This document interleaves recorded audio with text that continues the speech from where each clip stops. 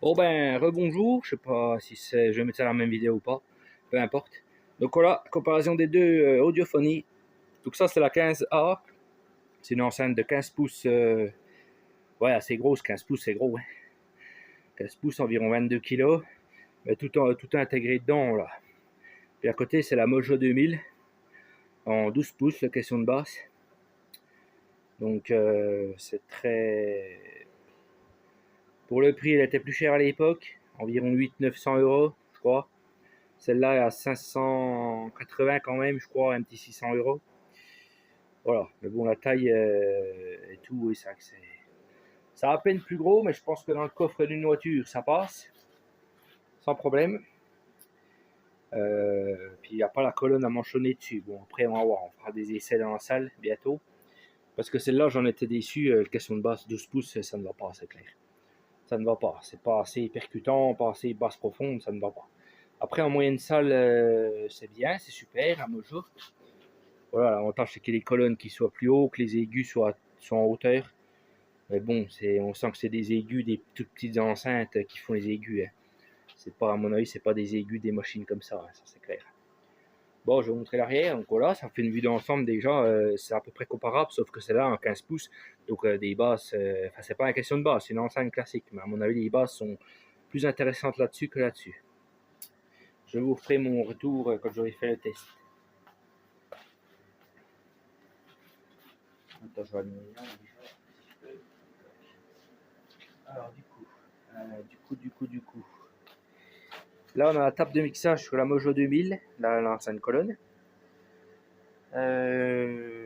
C'était pas mal, hein, on était à hauteur, c'était facile, c'était pas trop mal, c'était bien fait. Il y a le Bluetooth, après il y a 4-5 entrées, on n'a pas besoin de tout ça, ça c'est les enceintes de musiciens pour mettre plein de trucs, hein.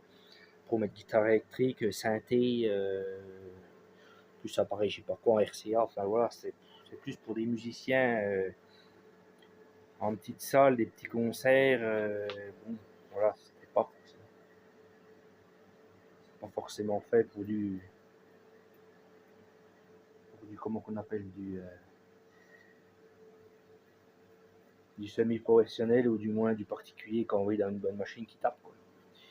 Donc voilà sur la Carbone 15. Donc voilà, la taille est un peu plus haute, enfin un peu plus haute, guère à dire, hein, par rapport à la cheminée là, ouais, à peine plus haut. 75-80 cm à peu près, je pense. 45 de large sûrement, et puis à peu près 40 de profondeur, hein, facile. Voilà en gros, hein. Alors du coup, donc là c'est très simplifié, c'est ce qu'il faut. On a deux entrées, une entrée micro, enfin ça peut faire micro, enfin peut-être pas micro direct, il faut le micro sans fil à mon avis, que le boîtier est dedans. Micro direct, je sais pas si ça marcherait. Je sais pas. Enfin, peu importe, il y a deux entrées pour mettre des instruments ou avec un connecteur adaptateur XLR. Vous en mettez un en mono, hein, forcément, sur une entrée, puis l'autre entrée, vous mettez ce que vous voulez. Puis il y a le Bluetooth, bien sûr, et puis il y a 2-3 réglages sympas. Qu'on peut régler les coliseurs et compagnie, mais ça reste très simple, c'est pas compliqué à faire fonctionner. Voilà. Après, il faut juste faire gaffe, le Bluetooth est désactivé d'origine, donc quand on cherche le Bluetooth, il faut aller dans les menus, il y a Bluetooth, et puis il y a marqué on-off, et puis il était en off d'origine apparemment. Voilà, c'est tout, petite remarque à faire, mais voilà, rien de dramatique. Donc voilà, c'est quand même voilà l'aspect, petite présentation que je peux vous faire. J'ai testé tout à l'heure, enfin le son a l'air bien, mais bon en maison le son est toujours bien, celle-là était extraordinaire aussi en maison, ça c'est sûr.